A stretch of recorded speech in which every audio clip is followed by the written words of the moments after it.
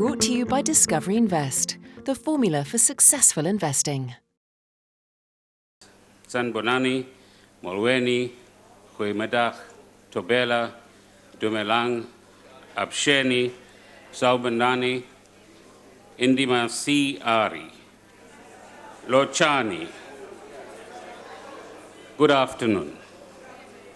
Before I proceed, Madam Speaker, on your behalf and with your consent, I wish to recognize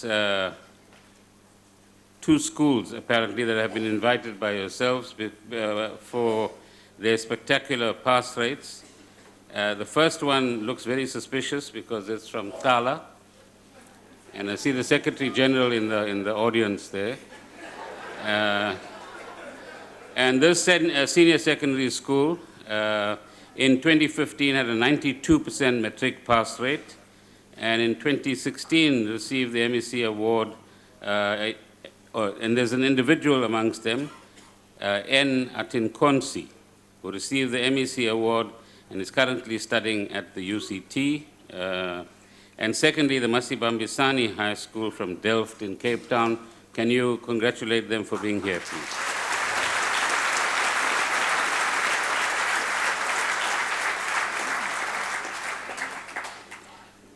Honourable Speaker, I have the privilege to present our government's budget for the fiscal year 2017-18 and the framework for the next 3 years. I am mindful of the context of our own transformation challenges and the stresses in the global environment, which remind me of Oliver Tambo's unwavering vision, and I quote, "We seek to create a united, democratic, and non-racial society. We have a vision of South Africa in which black and white shall live and work together as equals in conditions of peace and prosperity. We seek to remake our part of the world into a corner of the globe of which all of humanity can be proud," end of quote. In the words similarly of the Freedom Charter, South Africa belongs to all who live in it. And in drafting our Constitution, this was a central foundational principle, and the values of freedom, dignity, and equality are embedded in our law and in our polity. This is also why our Constitution requires that all who live in our country, and that's all who live in our country, should have access to housing, medical care, social security, water, and education. There should be a progressive realization of access to tertiary education and other elements in a comprehensive set of social entitlements. Wealth and economic opportunities must be equitably shared. These commitments impose an obligation on government, but also on other role players and stakeholders in society. These realities, or some of these realities we are familiar with, but let us state the reality of life in South Africa. Wealth remains highly concentrated. 95% of wealth is in the hands of 10% of the population. 35% of the labor force are unemployed or have given up hope of finding work. Despite our progress in education, over half of all children in grade 5 cannot yet read adequately in any language. More than half of all school leavers each year enter the labor market without a senior certificate pass. 75% of these will still be unemployed 5 years later. Our towns and cities remain divided, spatially and otherwise, and poverty is concentrated in townships, informal settlements, and rural areas. Our growth has been too slow, just 1% a year in real per capita terms over the past 25 years, well below that of countries such as Brazil, Turkey, Indonesia, India, and China. These are our realities. These are the realities that we must seek to transform and change. They mirror the stresses of poverty and vulnerability in many developing countries and the inequality between rich and poor throughout the world. Even in the developed world, there are fault lines and high levels of uncertainty today. Citizens lack trust in elites, and that includes, as I've always said, all of us. Growing inequality in societies both developed and developing Globalization is benefiting only a few, the top 1% or 10%. Stagnant and falling incomes are the fate of the middle classes in many parts of the world. These, among other factors, are also a case for radical transformation of economic models and a call for inclusive growth both here and elsewhere in the world. The President has rightly emphasized requirements for transformation and change in South Africa are wide-ranging. Just give me a minute. Laws and regulations, policies and their implementation, initiatives of national and provincial and local governments, our Black economic empowerment charters and the engagement of business, organized labor and civil society partners are all critical levers of change, and so is our budget. This is not a transformation to be achieved through conquest, conflict, or extortion as in our past. We do not seek to reproduce the racial divides and racial domination that was the hallmark of apartheid nationalism. Our transformation will be built through economic participation, partnerships and mobilization of all of our capacities. It is a transformation that must unite, not divide South Africans. This is the task entrusted to us by our leaders such as Oliver Tambo, Helen Joseph, Walter Sisulu, and Nelson Mandela. We find ourselves at a conjuncture which requires the wisdom of our elders to help us make the right choices and keep the trust of our citizens. Madam Speaker, today's budget message is that we are once again at a crossroads. Tough choices have to be made to achieve the development outcomes that we seek. As I pointed out, our economic growth is slow, unemployment is far too high, and many businesses and families are under stress. We face an uncertain and complex environment. At the same time, we face immense transformational challenges. We must overcome the inequalities and divisions of our society, and all South Africans must share in a prosperous future. We have a plan for a more inclusive and shared economy. Its implementation requires greater urgency, however, and effective collaboration amongst all social partners. Change, of course, is difficult and often contested.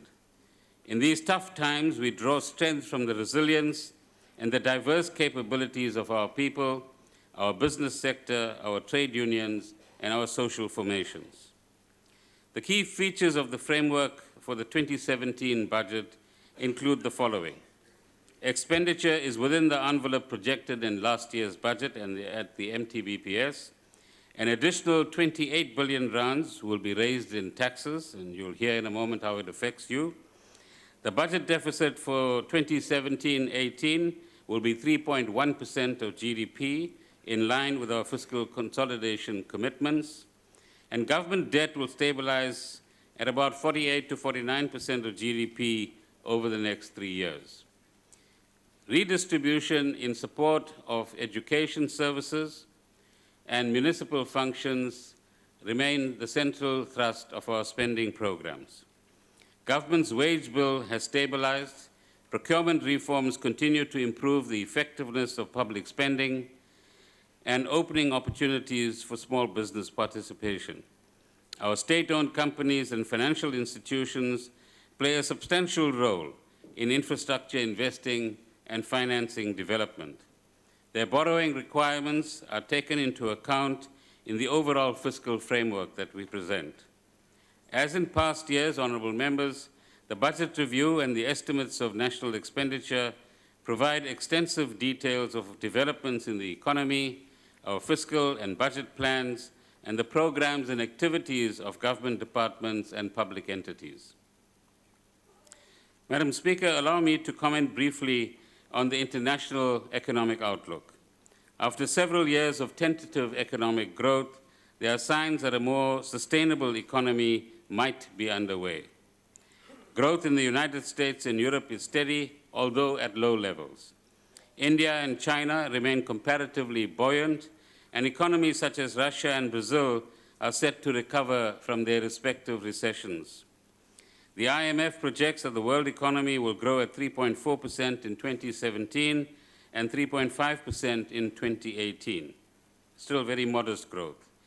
Many countries face the challenge of ensuring that as growth picks up, its benefits accrue to all in society.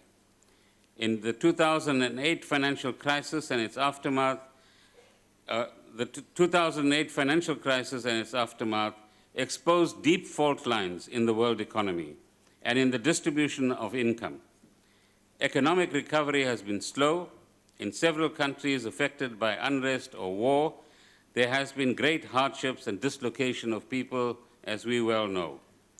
The impact of trends in trade, technology, and commodity markets has been uneven across the world. These forces have heightened social and political pressures for change. Global strains manifest in various ways, honourable members, including the rise of strident economic nationalism and protectionist policies. Government and business leaders throughout the world have had to reflect on the deficit of trust and loss of social solidarity in their societies. Policies and programs that strengthen economic inclusion are being prioritized everywhere in the world. In the words of Pope Francis, and I quote, "Reforming the social structures which perpetuate poverty and the exclusion of the poor first requires a conversion of mind and heart." Close quotation. We require a similar conversion of heart and mind. We therefore welcome Germany's commitment to highlight Africa and its infrastructure financing requirements as a priority in its term as chair of the G20 countries. On the question of South Africa's economy, our expectation at this stage is that GDP growth will increase from 0.5% in the past year to 1.3% in 2017, and will continue to improve very moderately over the medium term. Clearly, these numbers are too low and highly inadequate. The services sector was the main contributor to growth in 2016, bringing nearly 120,000 new work opportunities to the table.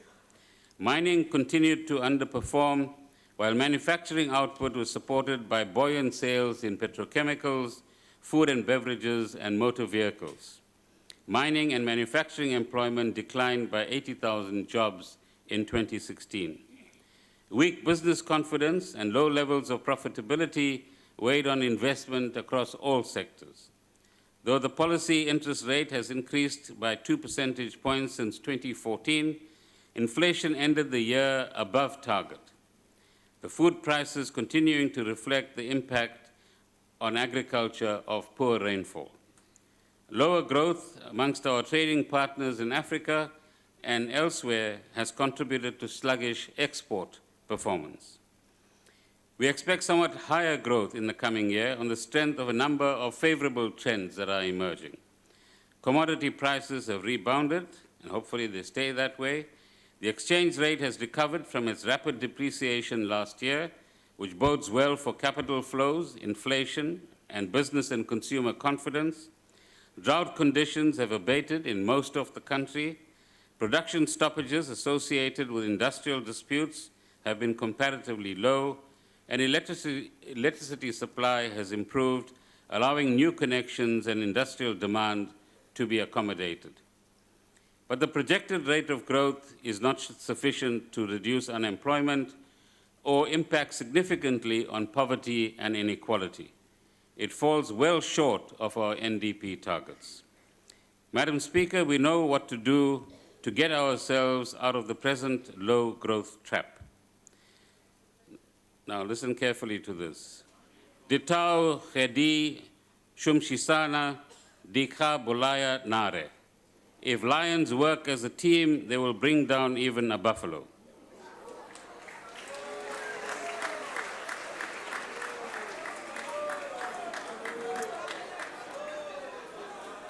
Shumishan.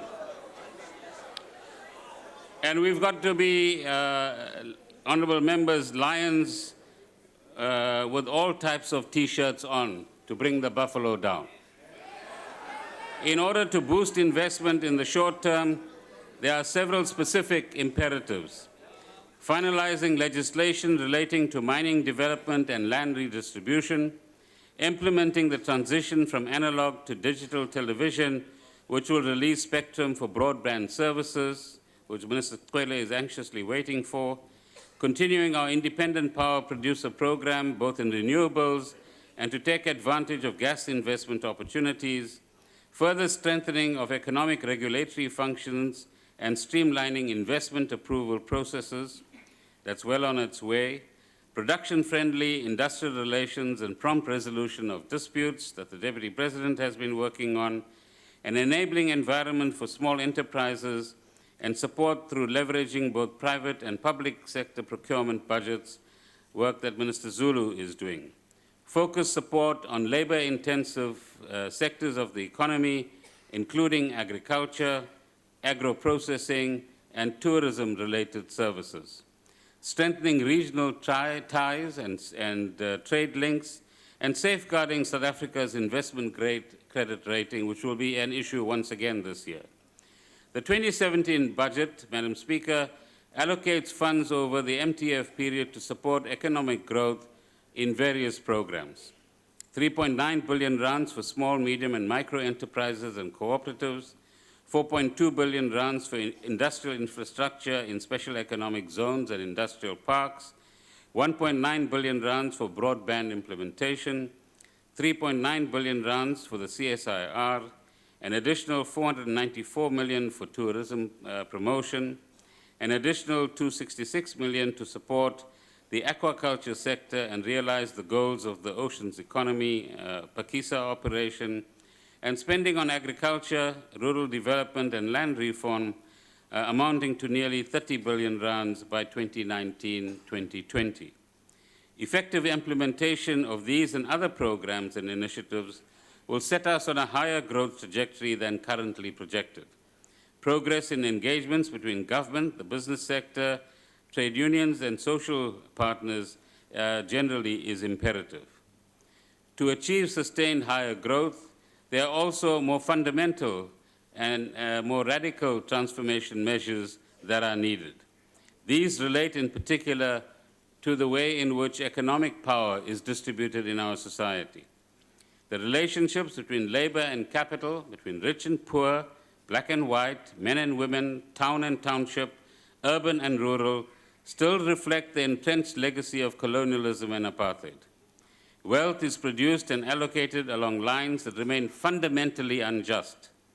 The ownership of assets and the distribution of income is captured by a minority of the population, a situation that is both morally wrong and economically unsustainable.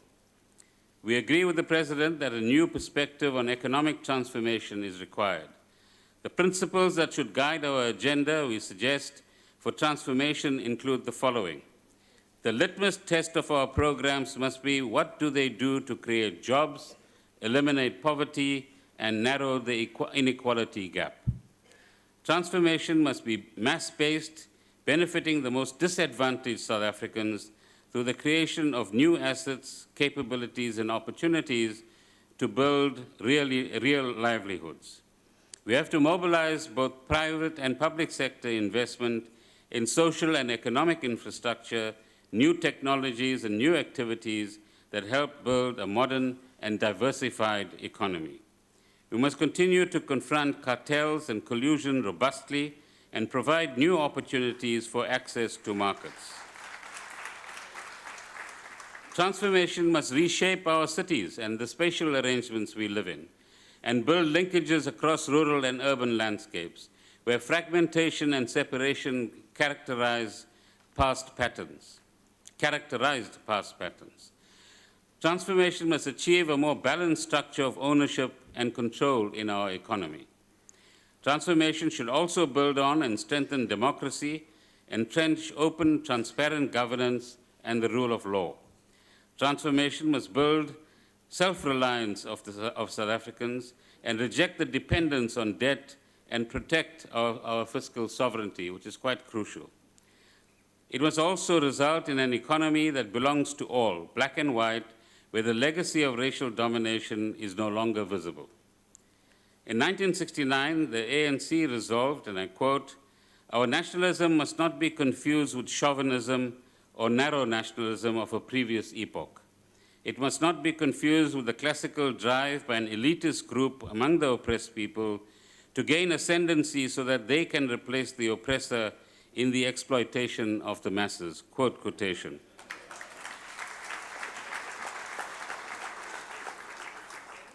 Transformation must unleash growth. It must establish a new economic direction, mobilize investment, empower the masses, and create new resources for social change.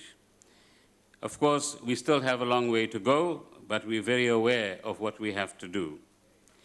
Let me turn to fiscal policy and the budget framework that we present today. Madam Speaker, the 2017 budget reflects a balance between maintaining our spending commitments and ensuring long-term health of the public finances. And that's the responsibility that the public has given us.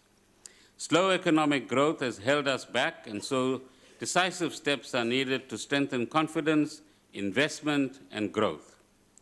Acting too quickly to reduce the deficit would harm service delivery, delay economic recovery, and compromise tax revenue collection. But to ignore our fiscal targets would result in interest rate hikes, unsustainable commitments, and credit rate downgrades.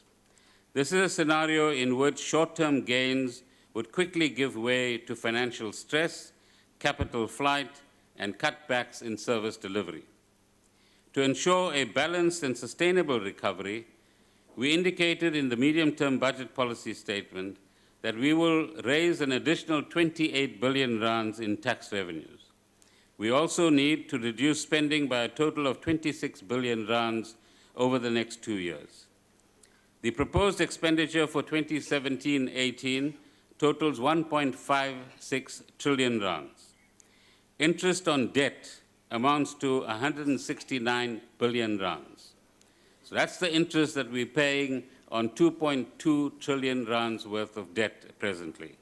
And that begins to push out the kind of expenditure we want to undertake both on social services and on economic support. Projected revenue in this financial year or the coming financial year amounts to 1.4 trillion rands. The balance of 149 billion or 3.1% of GDP is the amount we need to borrow in 2017-2018. Let me repeat that. 149 billion rands needs to be borrowed in the year 2017-2018. Government debt now stands at 2.2 trillion rands, or about 50% of GDP. Interest payments are a rising share of expenditure, as I've just indicated, and by acting now to stabilize debt, we will ensure that future generations will not pay for today's expenses some 20 or 30 years hence.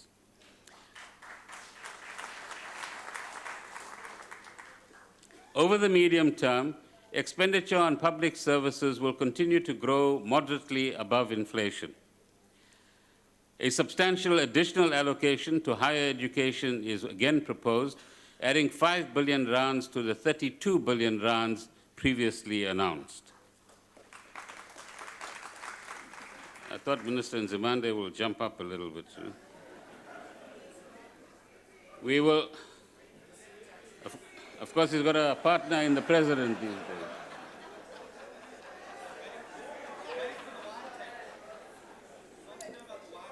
We will continue to safeguard expenditure that protects poor households. It is only right that if households and firms face tough choices in balancing their income and expenses, the same disciplines must be applied in public expenditure as well. In other words, that which we expect the public to do, we in government must also do.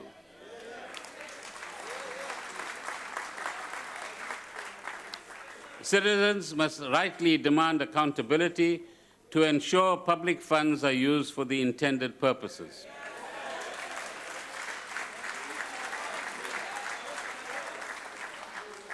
Honorable Speaker, I have received a variety of tips, not in the form of money, from members of the public.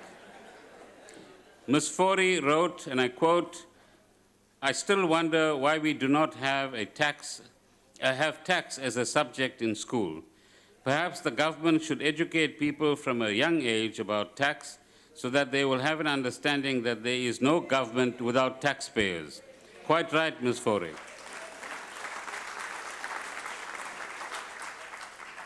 So having said that we will spend 1.56 trillion rands and that we will borrow 149 billion rands, where does the rest of the money come from? It comes from taxes, and where does the 28 billion rand increase in taxes come from? So for many years, honorable members, we have enjoyed the benefit of tax revenue collections outstripping economic growth. This contributed to our capacity to expand public service delivery. This year, revenue has lagged behind the economy, leading to a 30 billion rand shortfall by comparison with budget estimates a year ago. The revenue shortfall is mainly in personal income tax, value-added tax, and customs duties. This reflects, on the one hand, slower growth in wages, employment, and bonus payouts last year, and other factors as well. Our current expectation is that the total tax revenue for 16-17, as I indicated earlier, will be 1.14 trillion rands, which is an increase of 7% on the previous year. The tax proposals this year will raise an additional 28 billion rands by comparison with revenue estimates based on full adjustment of personal income tax and excise duties for inflation. The main tax proposals are, honorable members, a new top personal income tax rate of 45% for those with taxable incomes above 1.5 million rands. I thought you'll clap for that.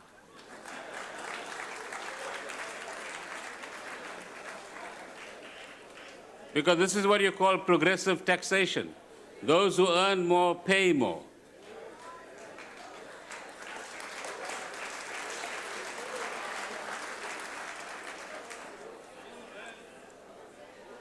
An increase in the dividend withholding tax rate from 15% to 20%, a limited bracket creep relief, increasing the tax-free threshold from 75,000 to 75,750 rands, an increase of 30 cents per litre in the general fuel levy, and 9 cents per litre in the road accident fund levy. Increases, this is the most important part for some of you, increases in the excise duties for alcohol and tobacco of between 6% and 10%.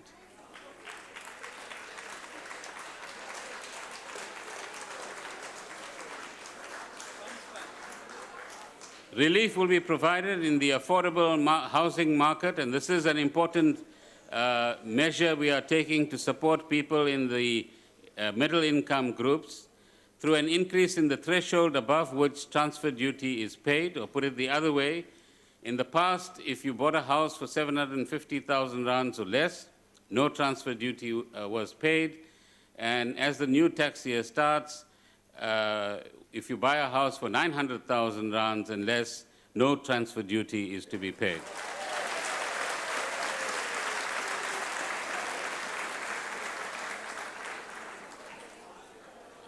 I've been asked by Minister Sisulu to communicate the following, that property owners must endeavor to retain ownership of their assets, particularly at the lower income groups, for much longer than they do, in order that over time those assets will appreciate and help in the creation of wealth. It's a message we need to send out to all South Africans.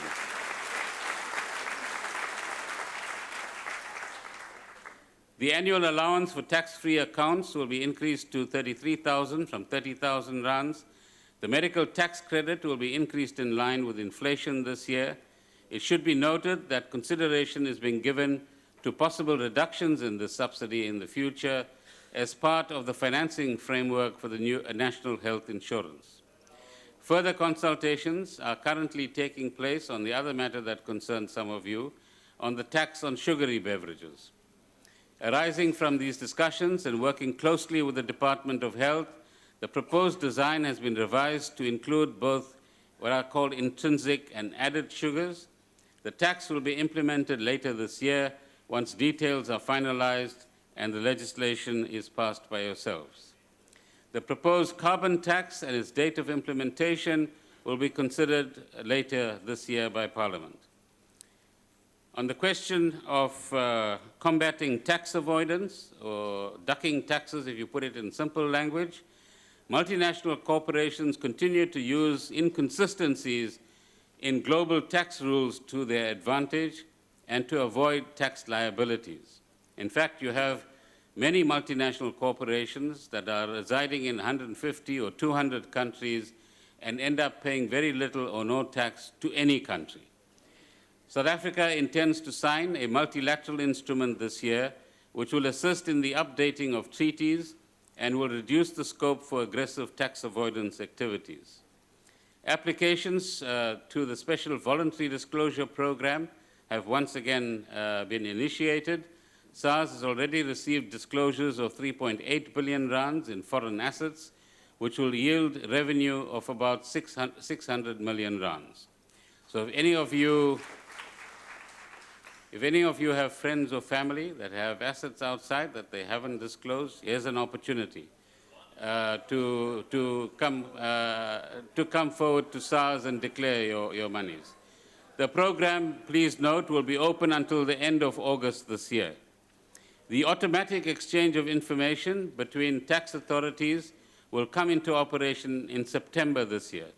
Honourable members, this is a very important development, where in the past, tax authorities of different countries have the option to either give information or not give information.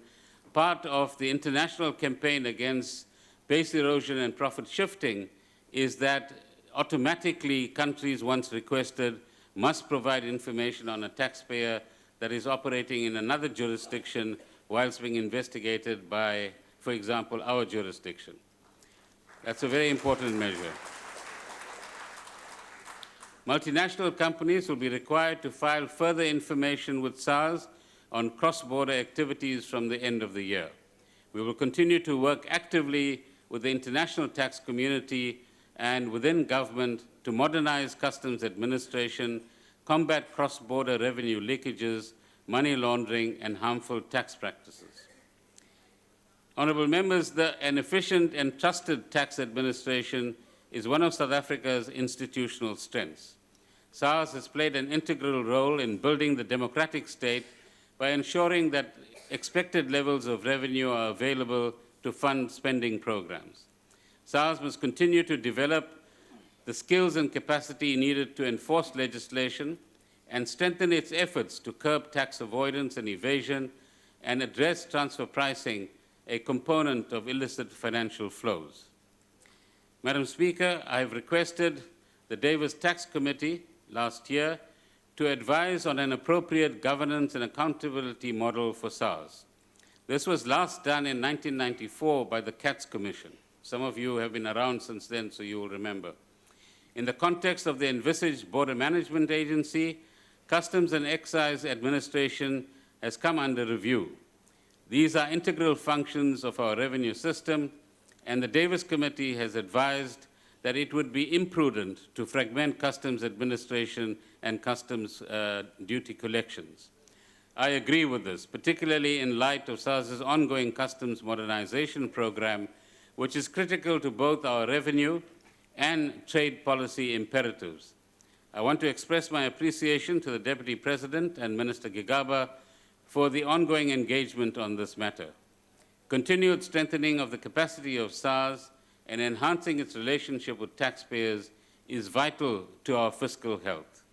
We will continue to call on Judge Davis and the Tax Committee for advice on how best to ensure that SARS remains a robust and effective collection agency. On the division of revenue, which is what is required of us by our Constitution, honourable members, our Constitution requires an equitable division of revenue between the spheres of government and sets out the criteria that govern this division. The funds available after providing for debt service costs and a contingency reserve increased by 6.9% to 1.24 trillion next year, and is expected to rise to 1.43 trillion in 2019-2020. Over the next 3 years, 47.5% of available funds are allocated to national government and departments, 43.4% to provinces, and 9.1% to local government. The division of revenue involves a substantial redistribution of resources from the wealthiest areas in our country, where most of our taxes are raised, to lower-income communities and households. The allocations to predominantly rural municipalities are twice as large per household than those to metropolitan councils. The redistribution of resources is an enabling foundation for a broader transformation of services and opportunities in our cities, towns, and rural areas. Development also requires effective management of public services and promotion of enterprises and income-generating activities. As far as provincial financial management is concerned, let me share with you that in the context of our constrained fiscal environment, provinces have already made progress in reducing spending on non-core goods and services and in controlling personnel costs, and they need to be congratulated for their work.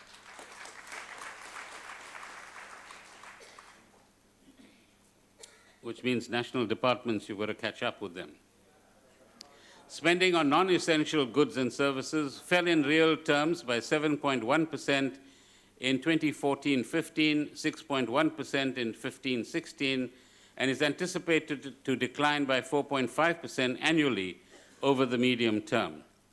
The proportion of provincial spending on personnel has declined to just under 60% in 2016-17, freeing up more resources to invest in services. Provinces have also, it's okay, you can do it, wake up your neighbors.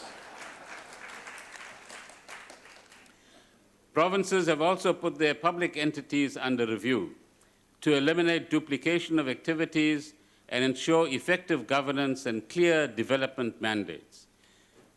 3 new conditional grants will take effect in 2017-18. They will expand access to early childhood development and improve facilities, provide for increased employment of social workers, and improve opportunities for learners with profound disabilities. The Auditor General has called for stronger leadership within provinces to remedy financial management challenges.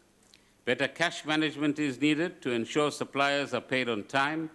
Improved oversight is needed to curb unauthorized expenditure, and there must be adherence to the procurement rules to limit irregular expenditure. As far as municipalities are concerned, government continues to invest in improving the financial capability of municipalities. In the period ahead, National Treasury and provincial treasuries have agreed to focus their efforts on 4, hopefully, game changers. The first is the new Municipal Standard Chart of Accounts, which will be implemented from 1 July 2017, contributing to greater transparency and consistency of municipal finances. Secondly, targeted supply chain management interventions to achieve cost savings and combat fraud. Thirdly, enhanced revenue management, including appropriate tariff setting, regular billing, and effective collection systems, which is at the heart of good financial management at the municipal level.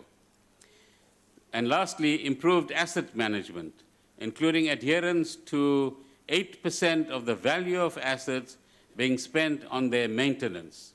In South Africa, we have this disease where we want to constantly put in new infrastructure while not spending enough money to maintain existing infrastructure.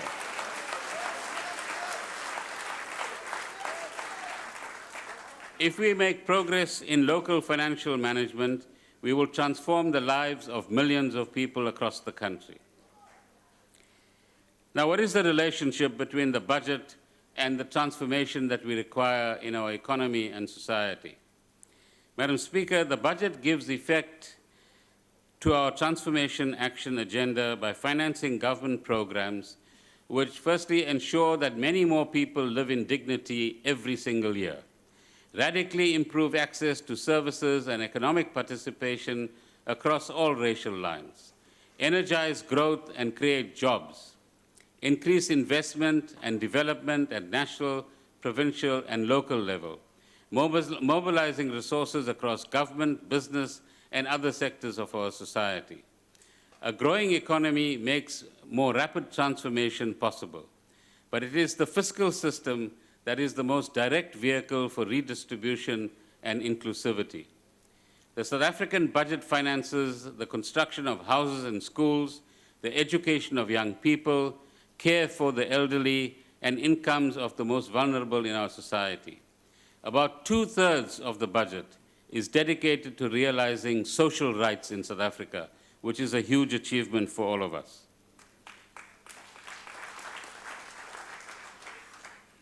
We have programs that build infrastructure, support new businesses, empower small farmers, develop human capabilities, and incentivize job creation. The budget is already highly redistributive to the poor and the working families. But the budget alone cannot achieve our transformation goals.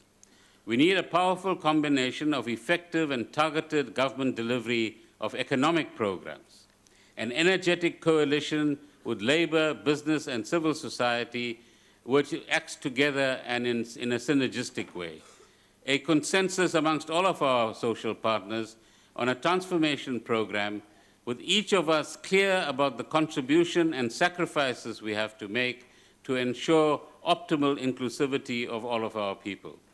A commitment to eradicate gross inequality and share the benefits of growth and restructuring of the economy across all of our people.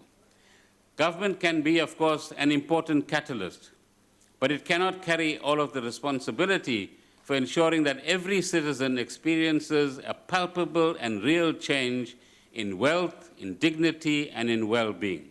This has to be our collective choice as South Africans. So how do we develop or work towards a transformation action agenda? Transformation is in part about overcoming the legacy of exclusion and inequality of the past, but it is also about restructuring the economy to take advantage of new technologies, new forms of market access, and investment opportunities. It's about investing in social capabilities through better outcomes in health and education and skills development, and through inclusive and responsive institutions. Let me say clearly and emphatically, sound public finances, the health of our financial institutions, investment-grade credit ratings, and our competitive public procurement processes are all valued elements in the sustainability and integrity of our transformation path. In other words, without doing the right things financially, we can't go about implementing all the ambitions and programs we have. It just won't work. So also are the clarity of vision and the details of the sectoral priorities and programs set out in the National Development Plan.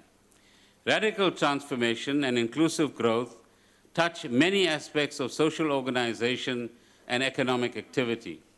Renewal and wider participation have to be opened up across as broad a range of industries and social formations as possible. The portfolio of every member of cabinet, every provincial MEC, and every member of mayoral committees, indeed all councillors, are involved, while responsibilities arise in business, every NGO, and every voluntary association in our communities. And we need to see progress rapidly. There's a growing impatience and ferment amongst our people. Can we channel this energy into constructive activism and productive collaboration is the question we have to answer.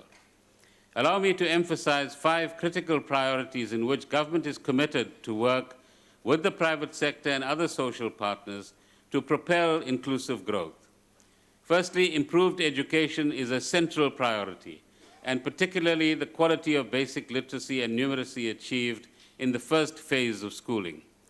We must increase funding for proven interventions in this regard.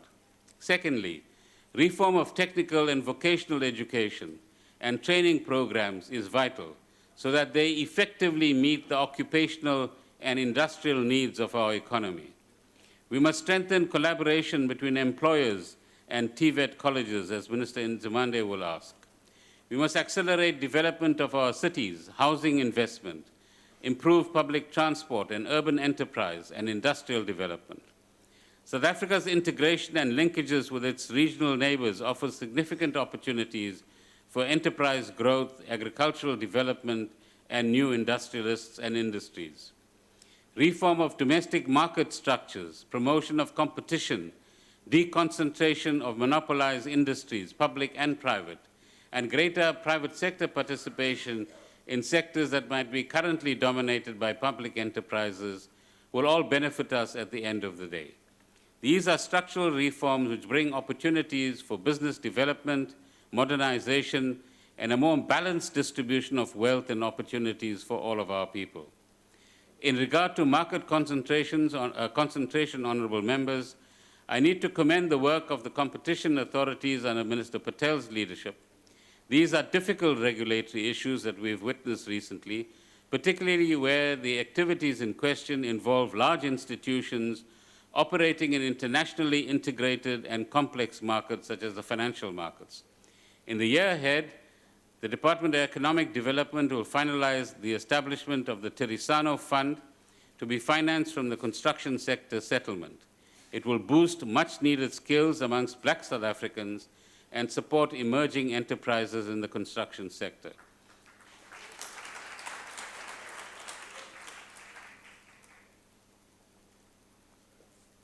It's just water. Alcohol is too expensive now. An initial amount of 117 million rands is earmarked for the adjustments appropriation this year. If we transform competitive markets effectively, we will see more rapid growth. If we achieve faster growth, we will see greater transformation, enterprise development, and greater participation in the economy.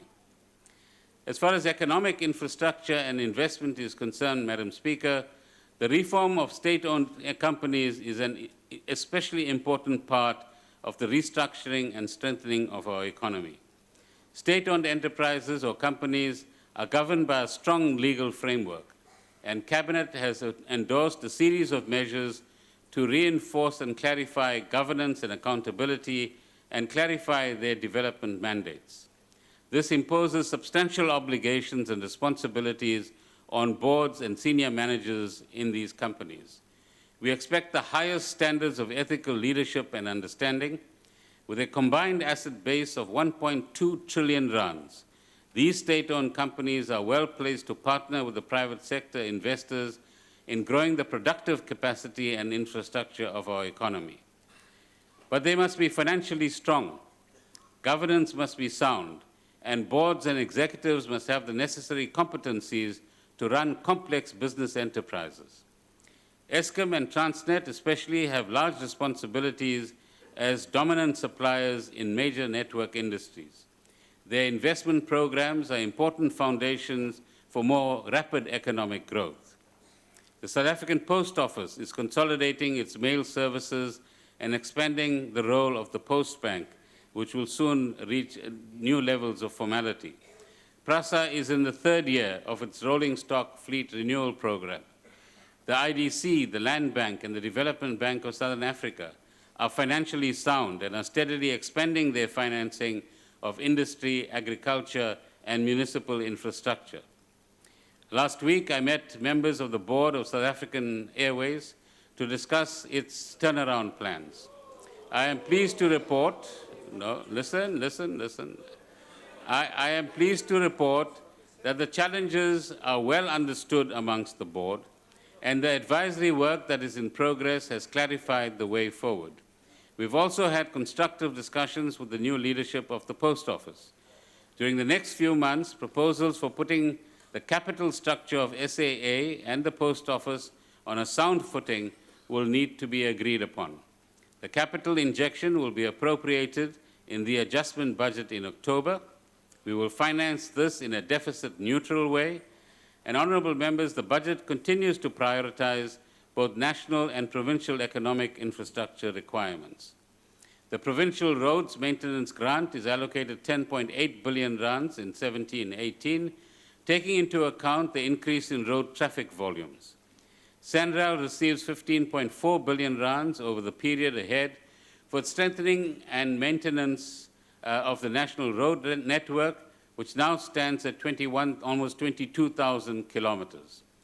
The Department of Telecommunications and Postal Services receives almost 2 billion rands over the medium term to invest in high-speed internet connections in public buildings and schools and in 8 NHI pilot districts. PRASA also continues to implement its modernization and rolling stock renewal program, and over the medium term, some 16.7 billion rands is allocated for 70 new trains, or train sets as they call it, for Metro Rail.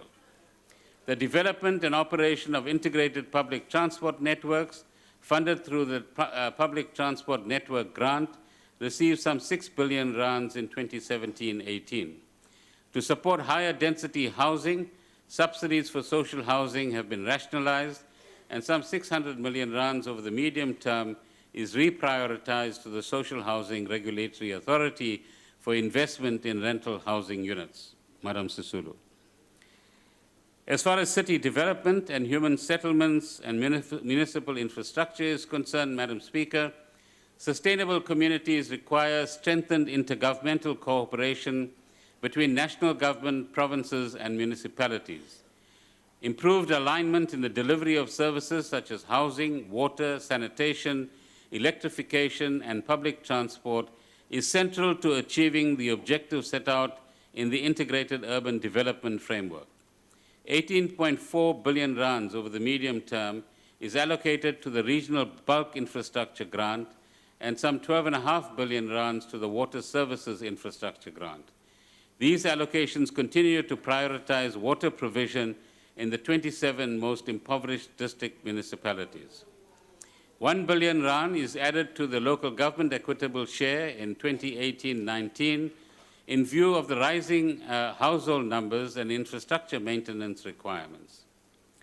Last year, Madam Speaker, I reported on the progress being made by our metropolitan municipalities in reversing the spatial legacy of apartheid through targeted investment in high-density corridors linking townships back into our cities.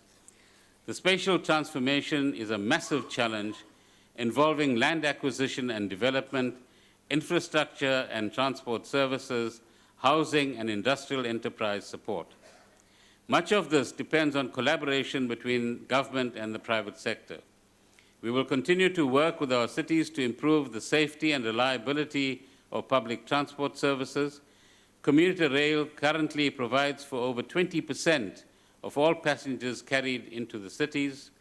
The budget provides resources to subsidize some 457 million rail passenger trips next year, as well as ongoing support to upgrade rolling stock and improve signaling systems. All our metropolitan municipalities are undertaking a portfolio of catalytic integrated urban development projects that will lead the way to reshaping our cities. Just to give you a few examples, in eThekwini, the Konuba mixed development node will yield 25,000 housing units, while over 13 billion rands in private sector investment in the nearby Dube trade port has been identified. A 30 billion rand inner city regeneration program is also underway. In Ekurhuleni, development along the corridor linking Tembisa to Kempton Park has been prioritized. In Cape Town, it has adopted a transit-oriented development strategy, including mixed-use development of the Belleville Transport Interchange, upgrade of the Philippi East Station Precinct, and the redevelopment of Athlone Power Station. In Mangaung, the airport development node is under construction, and 8,500 affordable housing units will be built in and around the inner city of Bloemfontein. In Johannesburg, there is further progress with the corridors of freedom linking Soweto, Alexandra, Sandton, and the CBD. This includes the new bridges that can be seen along the M1. We've also seen substantial investment in township precincts in response to the Neighborhood Development Partnership Grant. 190 projects have been completed, and a further 55 are in construction. In the Jubatina, Alabama hub in Matlosana, for example, an NDP investment in transport and health facilities has been accompanied by commercial investment commitments of some 155 million rands. In the Solomon Mashlangu node in Swane, which serves over 500,000 people, a 1 billion rand public investment in roads, parks, trading facilities is expected to leverage 4 billion rands in private investment. These are all excellent examples of public-private cooperation and synergies being developed. Encouraging investment. Okay, the cities are going to be very disappointed that you didn't applaud them, you know. Encouraging investment in cities and townships requires initiatives of many arms of government. Minister Sisulu will shortly release a white paper on the reforms necessary to build more inclusive residential property markets and accelerate the upgrading of informal settlements. National Treasury is working with municipalities on measures to reduce the cost of dealing with construction permits, obtaining electricity connections, and the registration of property. The Department of Trade and Industry is leading a similar initiative with other departments and agencies to make it easier to start a business, to pay taxes, get credit, trade across our borders, enforce contracts, and resolve insolvencies.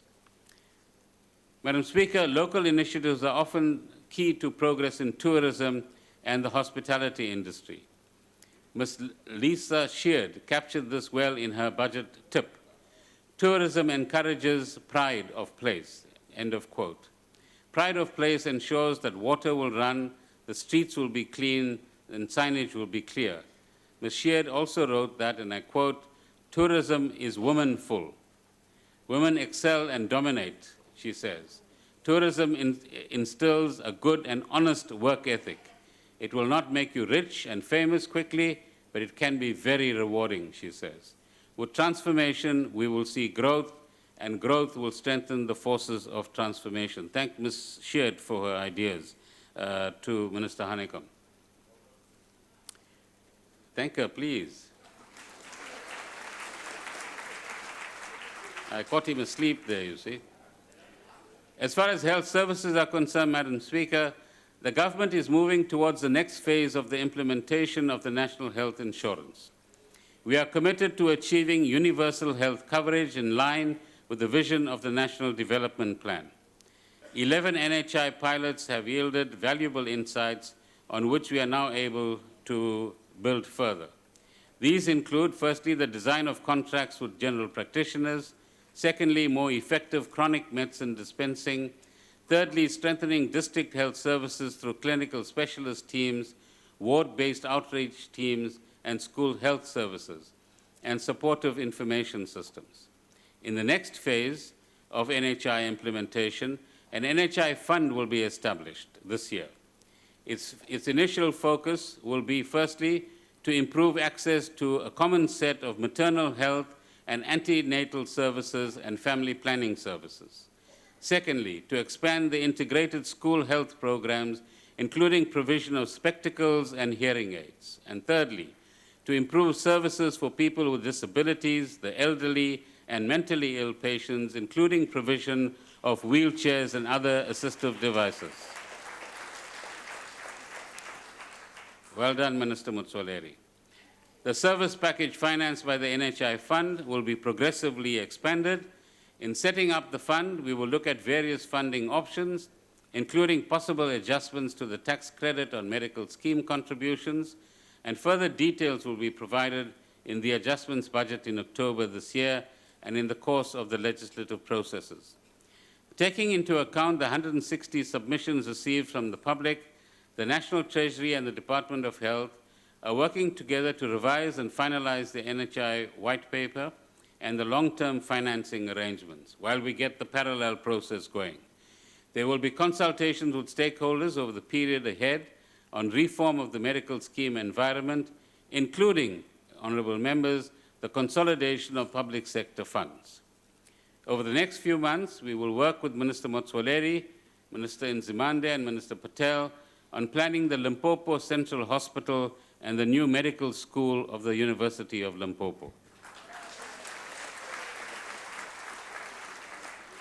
Government is committed to increasing investment towards health promotion, targeting non-communicable diseases, alongside the implementation of the sugary drinks tax.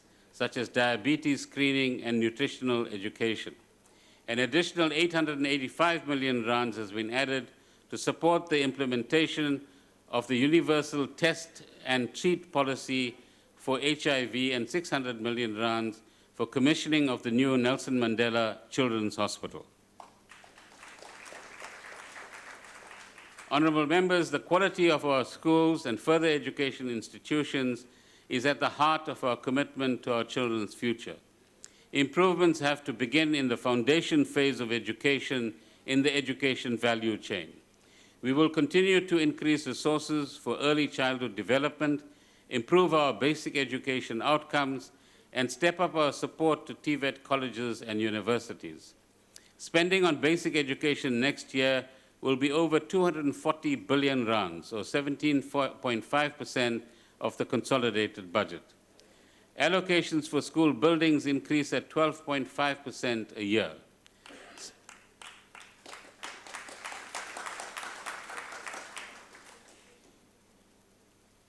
Minister Mutseka requires your encouragement.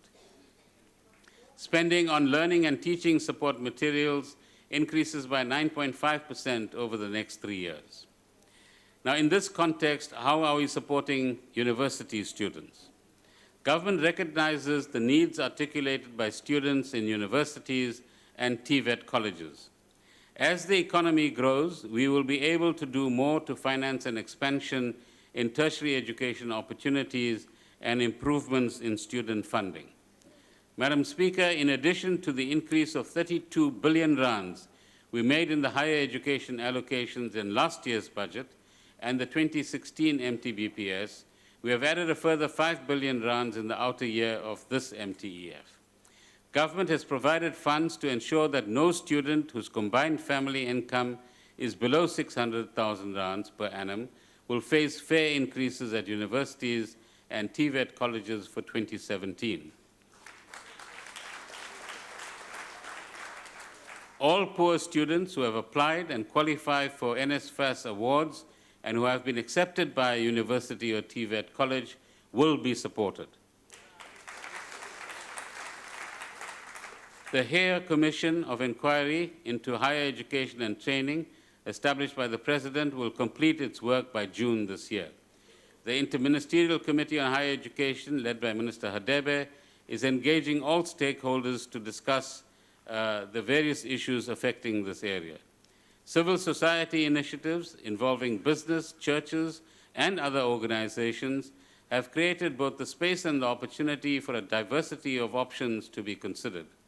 The President has invited stakeholders to participate in these processes that are underway so that all views are heard and all contributions accepted.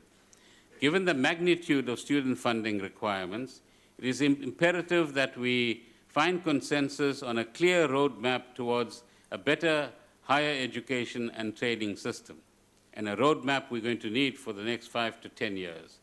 It will clearly indicate how society will achieve access, opportunity, financing, and support for students in the university and further education sectors. Several broad principles assist in finding the way forward and developing this roadmap. Government is determined to address the challenges identified in post-school education and training in a phased manner. Resources will be taken into account in determining the pace with which these can be addressed. Government stands ready to engage with education stakeholders and adapt financing arrangements as may be required in future years within the scope of available resources. Universities, students, and education stakeholders share responsibility for improving access and quality and the diversity of higher education and training provided within a framework of consultation rather than confrontation. A growing contribution is needed from employers and industry through funding of bursaries, internship opportunities, and research programs, recognizing that this is the foundation of future productivity and technology advances in our economy. Together, we will find a way forward that meets student funding needs fairly and sustainably so that rising numbers of graduates can contribute positively to inclusive growth and transformation of the economy. Let's talk rather than fight.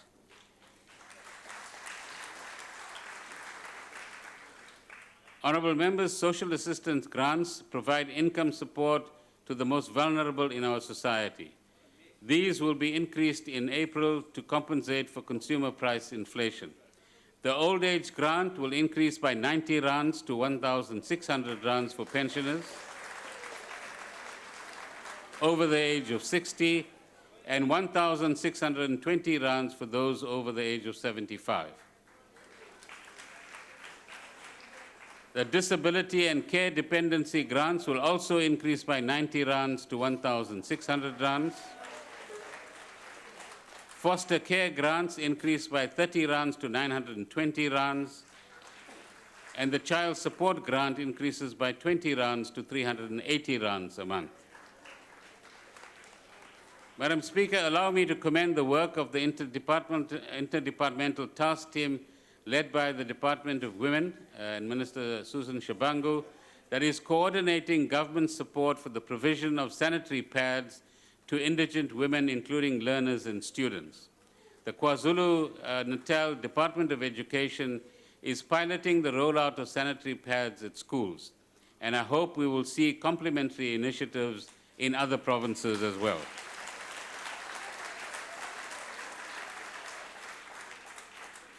On the issue of public procurement, honourable members, public procurement will amount to 1.5 trillion rands over the next 3 years. Let me say that a little differently. We will pay about 500 billion rands a year for the delivery of goods and services as government, not transfers or handouts or cash distributions.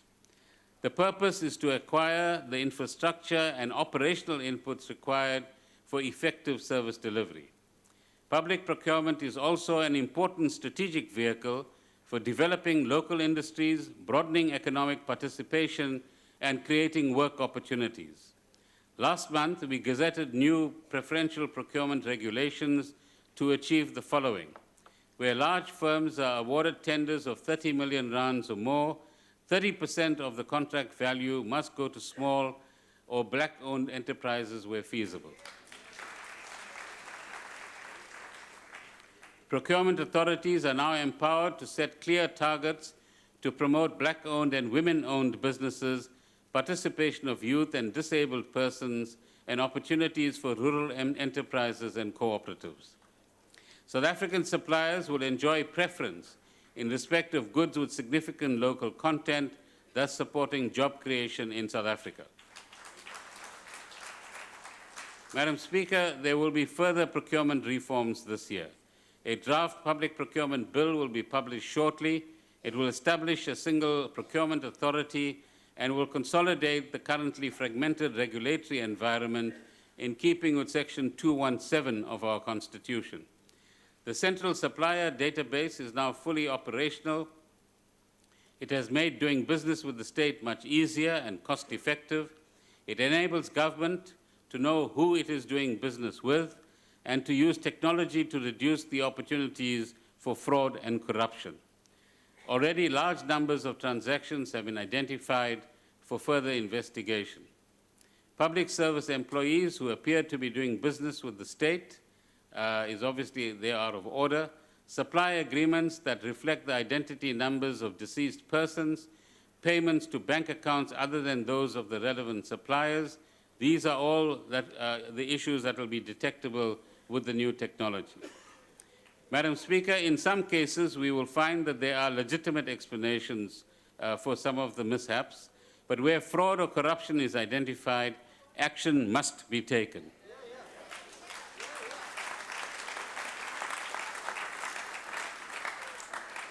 The Procurement Office currently manages 71 transversal contracts covering some 23,000 items worth 61 billion rands. Good progress is being made to find better value for money while expanding and diversifying the number of suppliers. Let me give you some examples. Savings of 675 million rands in 2016-17 on cell phones and vehicle contracts. The vehicle contract alone is expected to save the state between 1 billion and 1.5 billion per year over the medium term.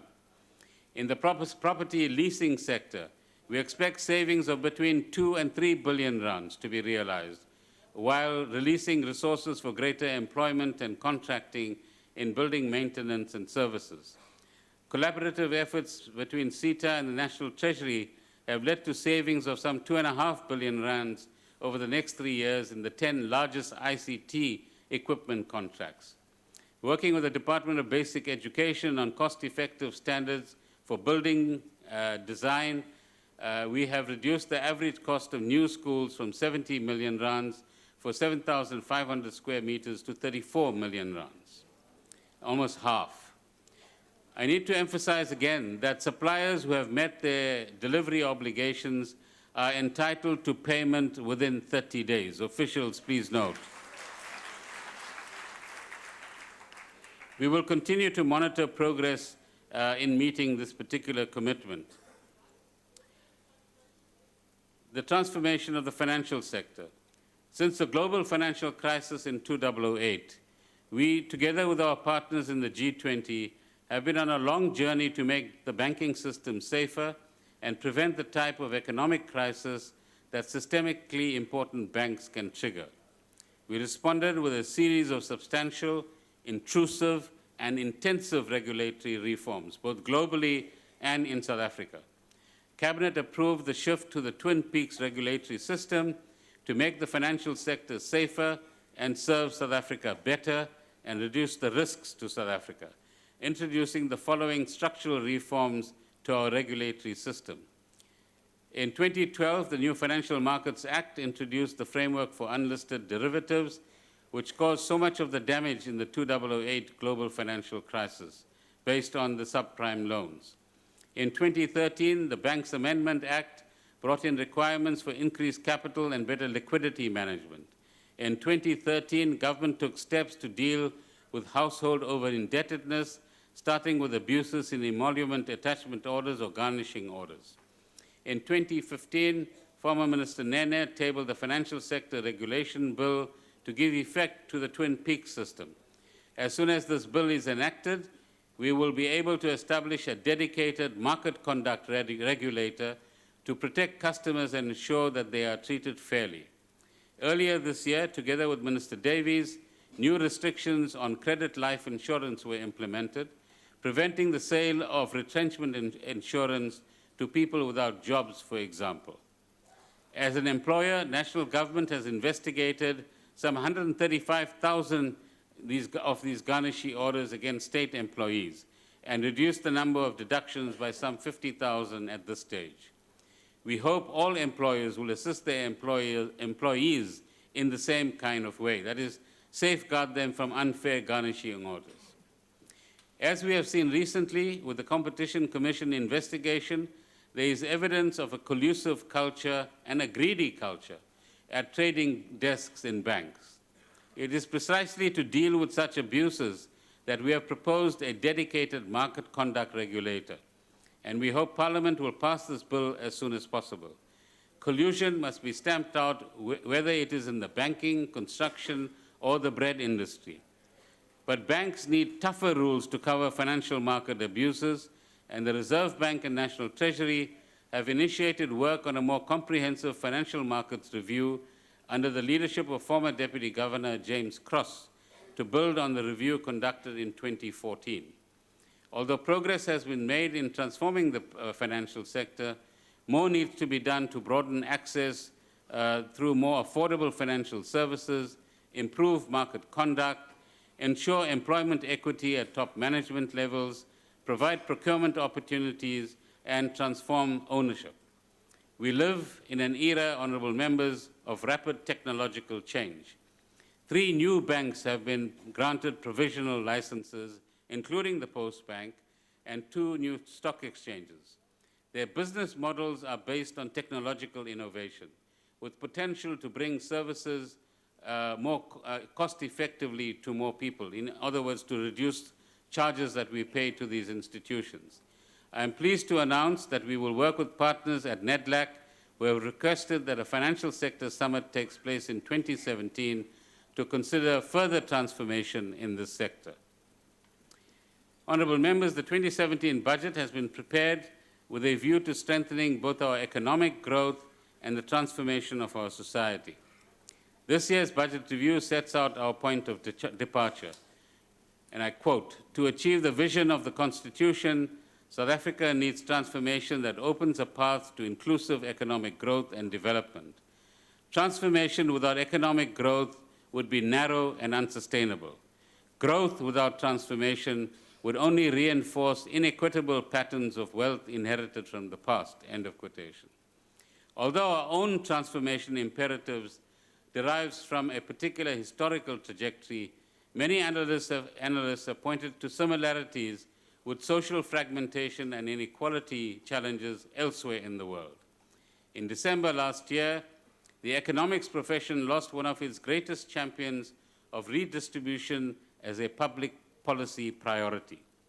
Professor Tony Atkinson was both a leading author and academic in the field of public economics and an expert in the study of distribution of income and wealth in both developed and developing countries. He provided compelling evidence that, in his words, and I quote, "less equality is associated with greater macroeconomic stability and more sustainable growth," end of quotation. He argued strongly for active policies to address inequality. The evidence supports our insistence on a progressive income tax structure, our ongoing work on health insurance and social security reform, our focus on further education and training, and our recognition of the structural and technological dimensions of the employment challenge all find resonance in Atkinson's policy proposals. With an international agenda in mind, he also set out the case for a global individual tax on total wealth, higher official development assistance by rich countries — I hope the diplomatic corps is listening to this carefully — improved access of households to credit markets, and guaranteed public employment for those out of work. These are some of his ideas.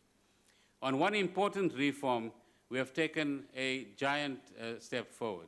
We've agreed to implement a minimum wage, as the President and Deputy President have announced, of 20 rands an hour with effect from next year.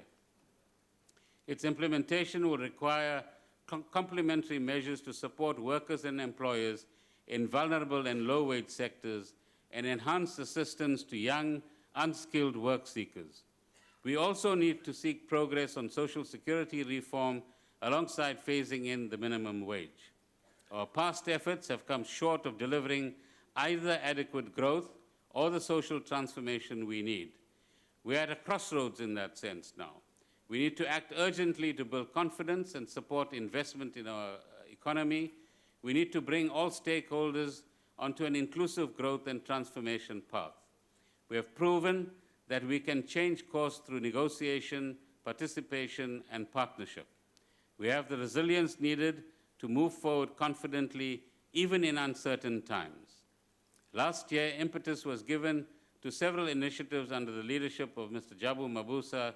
As far as the CEO initiative is concerned, a fund to support small and medium-sized enterprises has been established voluntarily by the private sector to the tune of 1.5 billion rands, and that money is in the bank.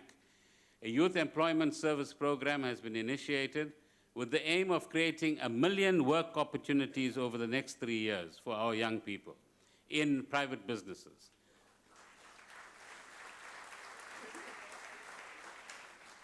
Strategic interventions to support black participation in agriculture have also been developed.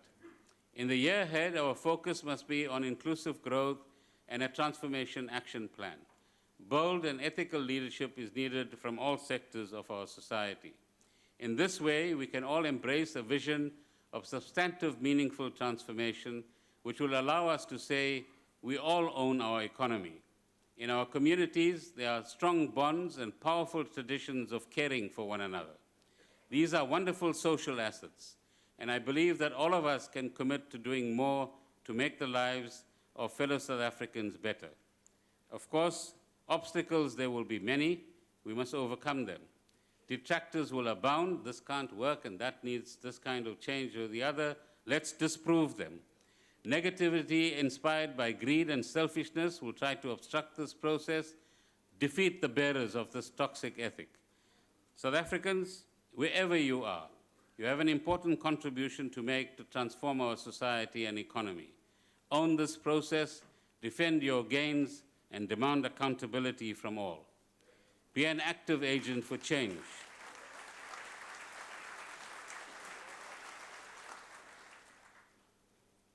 Umanyano ingamandla, unity is power.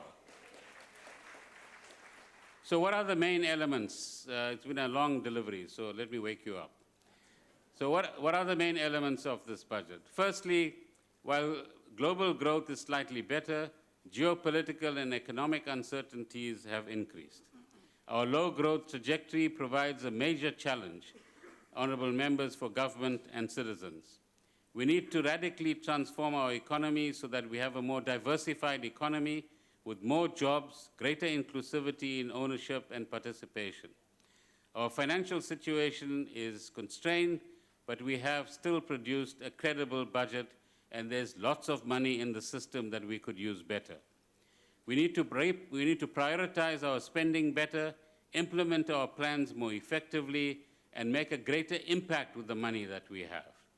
We need to build the widest possible partnership to promote consensus and action on a program of inclusive growth and transformation. Allow me in conclusion, Mr. President, to thank you and the Deputy President for your guidance. I would also like to thank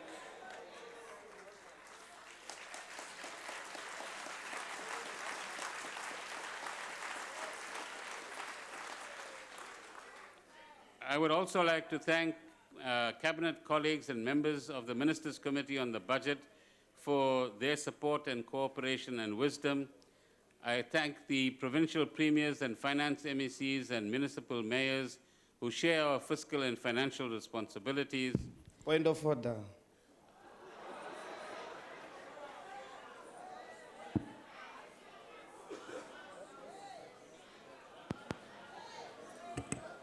What's the point of order, Honorable? Please take your seat, Honorable Minister. Thank you, Speaker. I want to call in order. There is no guidance that Zuma gives. That Mr. Zuma gives to the Honorable country. Member, that's not a He point must of not order. be thanked in the name of this That's Parliament not a point or of in the name order. of the people of South Africa. Please proceed, Honorable Minister. As I was saying, we thank our provincial premiers and finance MECs and municipal mayors who share our fiscal and financial responsibilities. My sincere thanks to Deputy Minister Jonas and Director General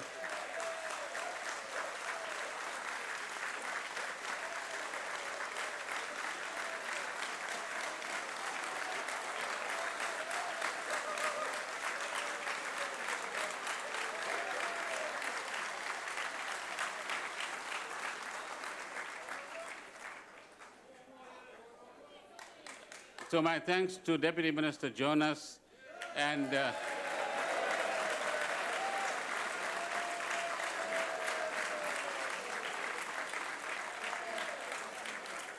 Director General Fuzile for their absolute integrity and indefatigable commitment to public service.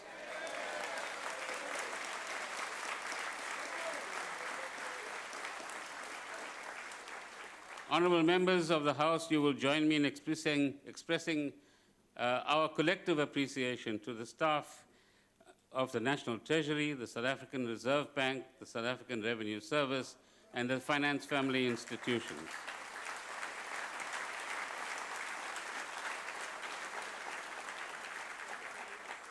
I'm also grateful to the Finance and Appropriation Committees who have responsibility for considering the Division of Revenue Bill, the Appropriation Bill, and today's revenue and expenditure proposals. Honourable Karim, and De Beer is not listening. I paraphrase what I said, Honourable Speaker, in October last year.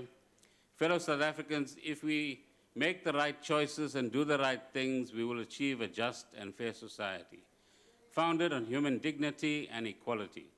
We will indeed transform our economy and country so that we can all live in dignity, peace, and well-being. This is the time for activists, workers, business persons, the clergy, professionals, and citizens at large to actively engage in shaping the transformation agenda and ensuring that we do have a just and equitable society. We also need to consider, in the face of such intractable economic hardships and disparities, whether we should apply our minds to supplement our constitutional Bill of Rights with a Charter of Economic Rights, a charter that would bind all of us to an economy which provides access to decent and well-remunerated jobs, facilitates training and retraining of citizens in the face of technological changes, and creates a supportive environment for micro, small, and medium-sized businesses and cooperatives. So let's think about that and support that idea and get some consensus in our country as we go forward. Madam Speaker, we can draw inspiration from Nkosi Albert Luthuli in a time like this when he says, and I quote, "I believe that here in South Africa, with all our diversities of color and race, we will show the world a new pattern for democracy. There is a challenge for us to set a new example for all. Let us not sidestep this task," end of quote. That's the responsibility we have.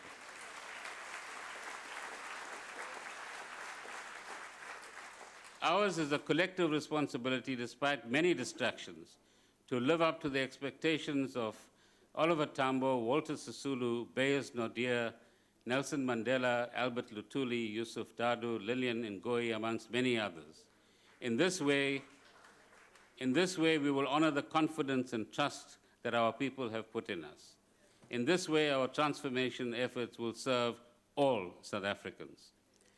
In his tribute to the South African soldiers who lost their lives with the sinking of SS Mendi, the poet S.E.K. Nkai wrote, and I quote, "Ukonza nye, ukuze kupile abanye." Somebody has to serve so that others can live.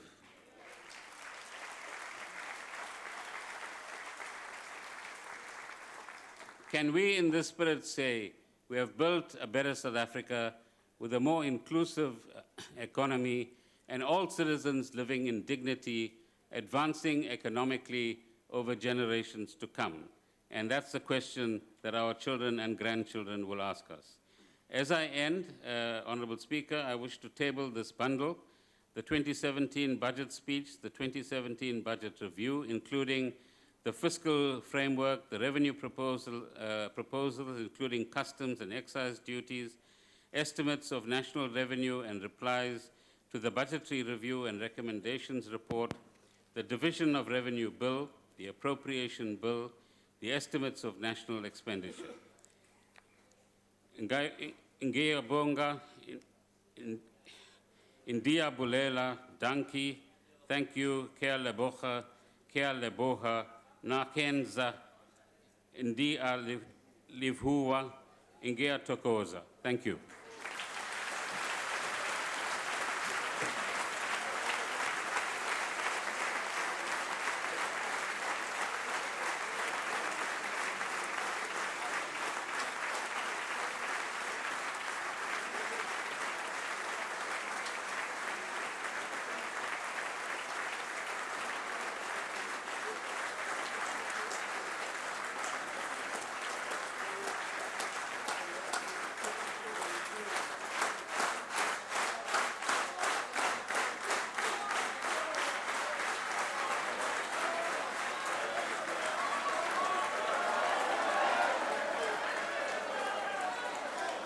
Order.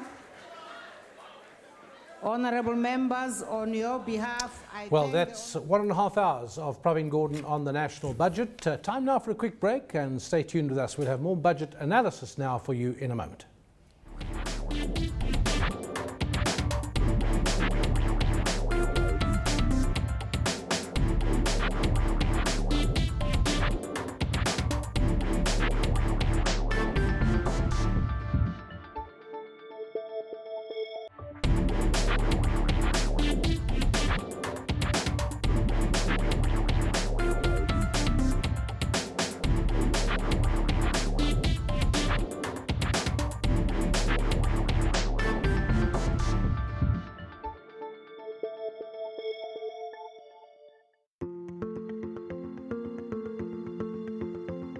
Brought to you by Discovery Invest, the formula for successful investing.